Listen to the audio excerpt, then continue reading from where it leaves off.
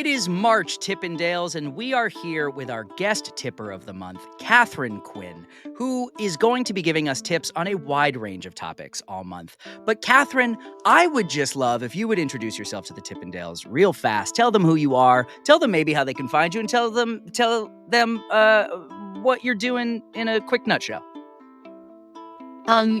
Amazing. Okay, thank you for having me. My name is Katharine Quinn. I run a company called Showbiz.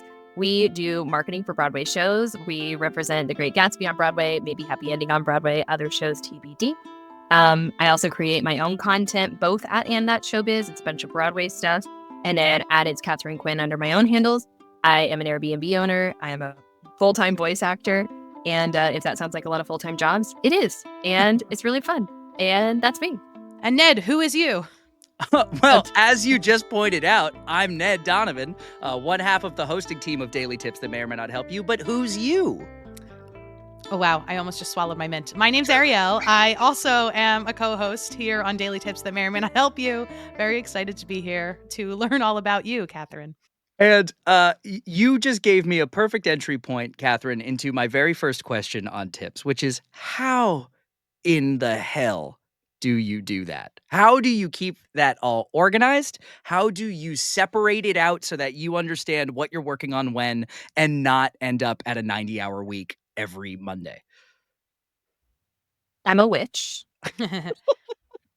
And I do end up at a 90-hour week every week. Oh, so great. We're working on it. However, I will say the biggest thing that I've learned is separating my time from my money, trying to work project-based rather than like hourly, and also delegating as much as humanly possible. For instance, I have voiceover editors who handle my voiceover editing. I now have an assistant who handles the delivering of my voiceovers. So I'm in the booth for 30 minutes to an hour every day, but I still am delivering anywhere from 100 to 300 voiceovers a month. And that is done because I'm delegating out to editors and an assistant. And I did that early on, and it's always been worth the investment. That's unbelievable. How did you break into that? Where did you start to get on that voice actor journey? I was working at the worst dinner theater in the world as a new non-union actor. And Where? Not. Don't tell us the theater. Just tell us what city. Was it New York? No, it was Fredericksburg, Virginia. Whoa. I would happily put that theater on blast. It was a horrendous time. But one of my very talented coworkers did voiceover. I was a certified personal trainer. I had an online fitness business. I've always had an entrepreneurial streak, and I needed voiceover and hired him to do it and was like, wait, can I buy you dinner if you like tell me a bit about this or if I can watch you work? And he was like, yeah, sure. And lovely and generous and great. I started on Fiverr.com. I created a platform. I created a gig in 2016, forever ago, for video spokesperson, personal training plans, and voiceover. And voiceover very quickly took off. Even when I was just recording into my cell phone, I didn't have any proper equipment and absolutely zero experience. Don't recommend it. Got very, very lucky. And the platform was very different and far less saturated back then, and built a business. That's amazing. And you said you've always had an entrepreneurial streak. Do you have a system or an idea of how you decide when something you're feeling entrepreneurial about is ready to be an actual forward-moving project? Wouldn't it be nice? No, it's sort of when the spirit moves me and when I feel like I have even a pocket of time.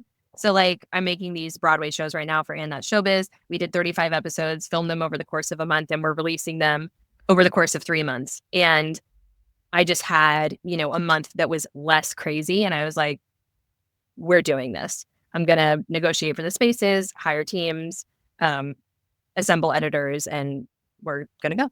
Well, because this is a podcast where we share tips, of course, but we also share recommendations for things that might be intriguing to other people. We recently started giving podcast recommendations on this podcast.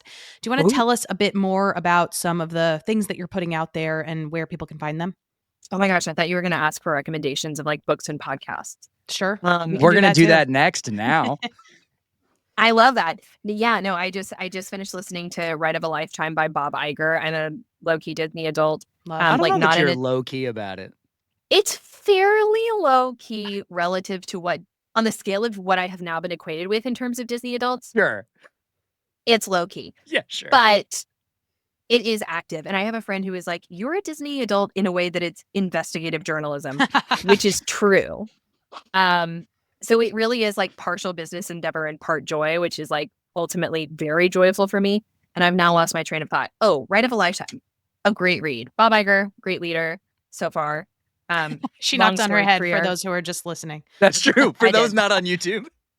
I did. Just because, people do bad things and Yeah. you just don't know when this is going to be released. And I hope no bad things happen between now and the release coming out of Bob Iger's mouth, but one just never knows.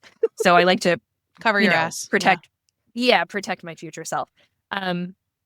So anyway, found that to be a really great read. I also Buy Back Your Time by Dan Martell was really good. Speaking of like time management, it was a really good one. But Ariel, what was your actual question? My question was, I'm of the impression that you are now putting out a lot of content. So you've got the videos that you make for Now That's Showbiz. You've got your own personal channel. Do you want to just tell us some of the things that you talk about there? I think some of the topics that you cover. Yeah, it is pretty Broadway forward. There's also occasionally Disney content on my personal channel. I do vlogs and theater content, primarily some travel content. And then for And That's Showbiz, it's women on the street interviews. It is sort of game shows with Broadway stars, and then sit down interviews with Broadway stars. Awesome. Is there a Broadway star that you cannot believe that you got to say yes to being on your show, or many? Any that you want to shout out? Alex Newell is a diva, and I say that with love and admiration and friendship. And I cannot believe that they agreed to come on. And I'm thrilled. I Huge. love Alex Newell, so it was a treat. Do you have a tip out there for humans who maybe are hitting stage doors, running into their favorite stars on the street, of how to like best approach them if you wanted a picture or an autograph or anything like that? Do you have a minute is a good start, because they may not. They may be running somewhere. They may be going to pick up their kids from school. They're human beings just like us, which I know fans know, but just thinking that way first. So do you have a minute? And then try not to take it personally if they don't, but if they are gracious enough to stop quickly, because time is of the essence always. Such a big fan of your work. If you need a photo, would you mind taking a photo? And again, if they say no, thank you so much. It is such a pleasure to meet you. And then that's it. Nice and short and sweet. It will mean something to them, regardless of whether they have time to have a longer or shorter interaction, but just human being first and treat them with kindness, care, and efficiency. Now, you said, oh, Ariel, you do it. No, I was going to pivot, so go ahead. I was also going to pivot. Where were you going to pivot? My pivot is, earlier you said you're an Airbnb. That's where I was going. Oh my God! Keep it all in. All of that stays in the pod. Katharine, tell us about that. You're an Airbnb post. Where? What's your setup? What's the vibe? Come on to Quinn Hollow. Yeah, I have an Airbnb in upstate New York, at a ski mountain town called Hunter Mountain. It's 2 hours north of the city. I've been there. Come stay, Ariel. Love it. Yeah, I'm in. It's a great spot. It's cute. It's quaint. It is a 2-bedroom, 2-bath cabin on 2 acres of land. Lots of twos here. And I bought it during the pandemic. A lot I did on my own. I built a fire pit. I learned so many things that I just, things that you learn when you buy a house. We put in a bathroom. We put in windows. I built a deck and all these things with help. I did not build a deck by myself. I am not that handy. I can hardly assemble like IKEA furniture. So let's be really clear about that. But it was a humongous project and super fun. And yeah, come stay at Quinn Hollow. It's a great little spot. Shout out to Quinn Hollow. What a great name. What a great Airbnb name. Yeah. It's really, thank you. Really well done. It's like you put it into one of those name generators for Airbnb. I don't even know where it came from, but Pixie Hollow will be the Disney property in the team. I like that. Lots of hollows. A lot of hollows. We're into hollows. You're into hollows. Again, just to bring it back around, you might be the busiest person I've ever known, and I've known a lot of busy people. Oh, thanks. You're so welcome. How do you decide what it is you're going to enjoy for you, be it a book, be it podcast, be it theater? Like when you make that space and that time, how do you narrow it down in your limited time? What a great question. Theater is always work now, which is a good and a bad thing, but that doesn't get to be fun time anymore. So I have to be careful about that one. Even if it's a show that I want to see, it's inevitably, I'm going to see people I know. I'm going to maybe want to make content afterwards. It's never not work. Um, it's intuitive. I think it has to be intuitive. We're all super busy. And I'm not going to sit down and try to read a book if I'm not in the mood to sit down and read a book. Um, so I sort of just like have a bevy of options. So like I have an adult coloring book back there. I have a candle making kit for when the spirit moves me. I have a nonfiction and fictional book on my Audible ready to go. I am constantly consuming trash reality TV if I just truly want to like vacate my body. We'll It's great. text about that later. Keep going. Oh, I can't wait. No, wait, do you hate it or do you love it? It depends on the one, but adore it when I adore it. Are I you watching love Traders? Oh, I trash. live for Traders. I'm not, but Always. I know that Love people are Traders. talking about it, and this is me inserting myself into that You conversation. have to. Go ahead. Do I talk You about really it. must. I I have think to SEO swing. wise, it will do well for us if we have a conversation on I it have to right now. swing into Traders for just a second because as a musical theater boy with a BFA in musical theater, I have been obsessed with Alan Cumming for a very long time. And if you had told me He's when the I was best. graduating from college, getting my BFA in musical theater, that I would openly and unironically state that in the top 5 roles he's ever played, it's himself hosting a reality show, I would have punched myself in the face.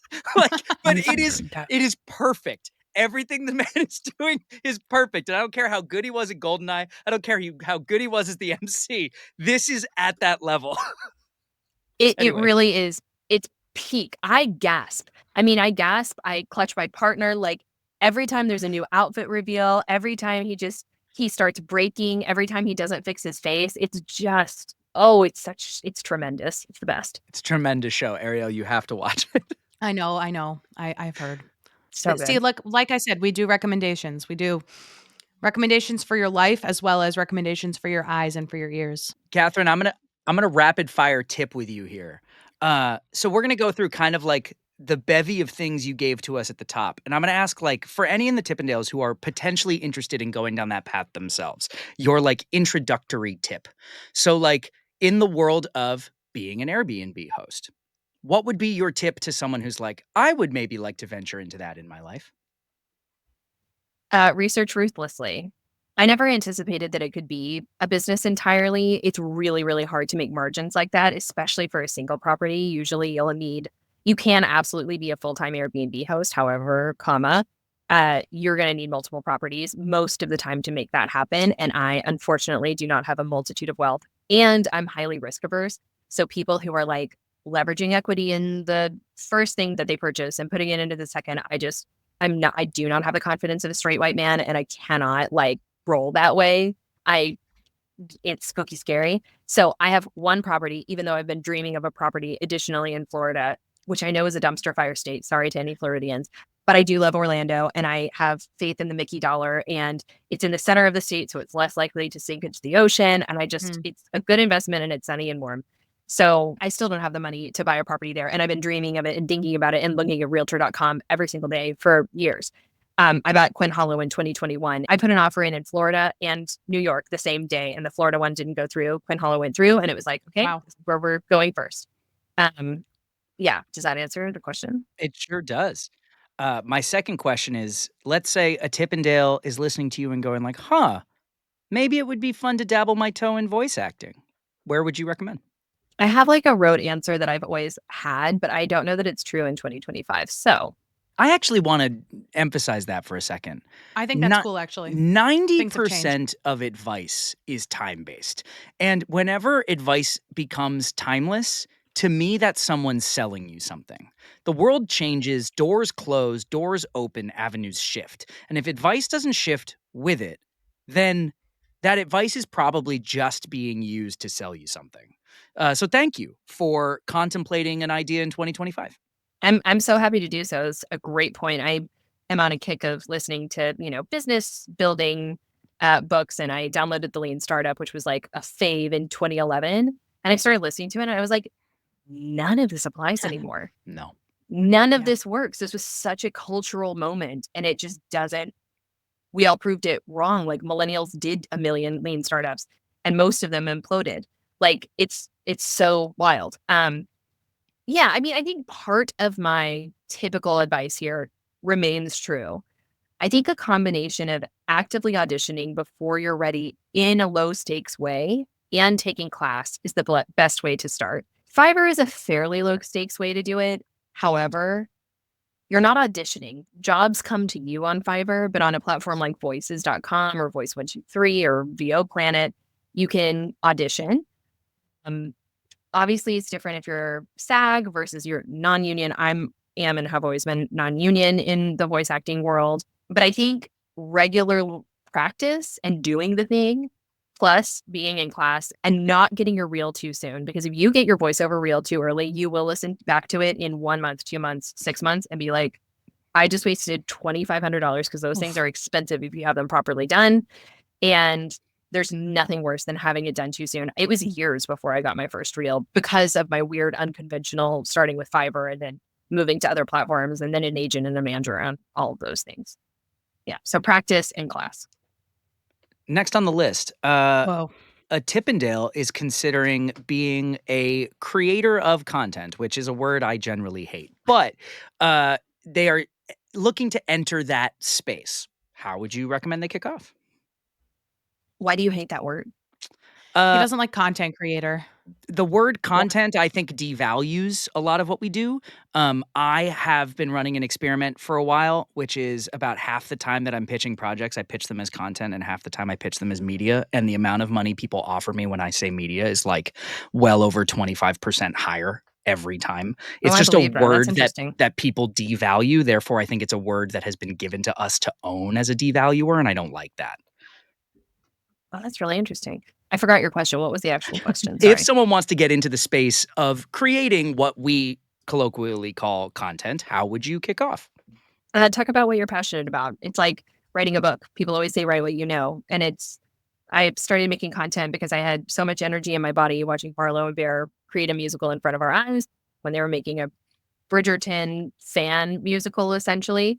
And I created a TikTok account and I spoke really passionately about it and had a very micro nano, but like tens of thousands of humans following within the span of a couple of weeks. So talk about what you're passionate about and you'll learn over time consuming other people's content, hooks and transitions and whether captioning matters and whether hashtags matter and all of that stuff. And you can be a student of it too. You know, I subscribe to a zillion YouTube channels and Instagram feeds of people who specialize in trends, algorithms, content. And it's a fun thing to be a student of because it never stops changing. And then my last question for you has nothing to do with your professional life, but you, I know to be a human who A, loves Disney, and B, loves your pup. So I'm asking you for a Disney tip and a pup tip. Oh my gosh. Oh, and I got a thumbs up from that. Did it do? It never does it when you want it. Yeah. Oh wait, does it do? Does yeah, this do the this? lasers. Why not me? Oh yeah. Do you have a MacBook? You gotta have it turned Yeah. on. I don't know. Ariel, we'll tech support you Whatever. later. For everyone who's Whatever. listening to this podcast, that was the best 30 seconds it could possibly be. That was really good. What would happen if I combined my tips? I'm all in. Give me a Disney pup tip.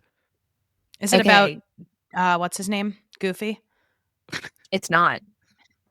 Pluto? Sorry to not yes and you. I just said no but. I just got no butted. I'm so sorry. That's a really cruel thing to do. Best Friend's Pet Hotel at Walt Disney World is a great place to board your dog. It is Disney themed. There are Disney toys. I spoil the shit out of my dog. He can get a peanut butter treat at the end of the night.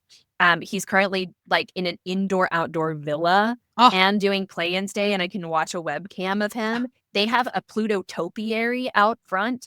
It is the cutest, best boarding around the Disney area, and Feeny and I both love it. That is wonderful. I love that so much. I actually have one more question for you that came up from just thinking on the vibe of this conversation that we've just had. You're a person I've always felt makes very intentional choices in basically everything you do. My question is like, do you have a mantra? Do you have like a statement on which you make your decisions? Like, what is the ethos of Katharine Quinn as a human who I look up to a lot? Oh, Ned, that's really nice. Ditto.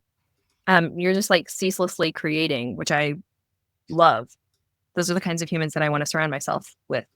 You are a kind of human I want to surround myself with. Oh, Um, I have all kinds of mantras to like, they're kind of outdated. I'm looking at them now. They're above my mission control. One is, would a CEO do that?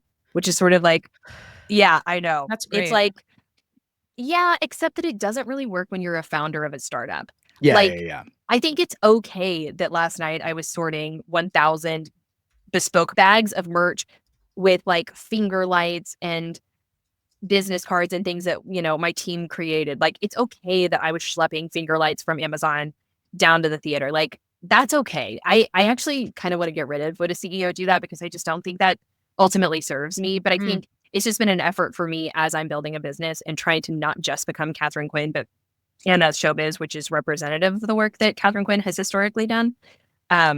That I'm able to delegate and that I trust my team and that I give them more responsibility and ownership for the things that they're doing. But I think in general, when making decisions, I try to be as good about if it's not a hell yeah, it's a no as I possibly can be. I've gotten so much better at saying no. Um, really, really, really in the last couple of years, especially in the last year. And every time, even when it's so hard and it's like, that's an opportunity or that would be more money or any of those things, have yet to regret it ever. I might feel a little FOMO at the start, but it always turns out that that was the right choice every time. That is a phenomenal way to finish this up. Katharine, thank you for joining us as our March tipper. We've got a ton of tips coming up this month from Katharine. Please check out absolutely everything she's got going on. And in a second, she's going to tell you where you can do that. You can do that at It's Katharine Quinn on Instagram and TikTok and YouTube, and that's Showbiz for all things Broadway, TikTok, Instagram, and YouTube as well. Are there websites we should tell people to go to? KatharineQuinn.com and that's show.biz. Love. May I add, this is our 4th guest tip month. We started last December. We've had Edward, we had Anjali, we had Katrin, and then we have Katharine. We need more people. We want more people, but we also want to know, what have you learned and how do you like this new thing that we've been doing? Ned and I have been making this show for more than a year at this point, more than 300 episodes. And we're changing things up just to try to figure out, what works, what doesn't work, and what keeps the Tippendales excited to come back to daily tips that may or may not help you. So let us know. Leave us a rating and a review wherever it is that you're listening to this or watching this. Thank you so much, Tippendales. Thank you so much, Katharine Quinn. And we will see you all for our next tip on Monday. Thank you.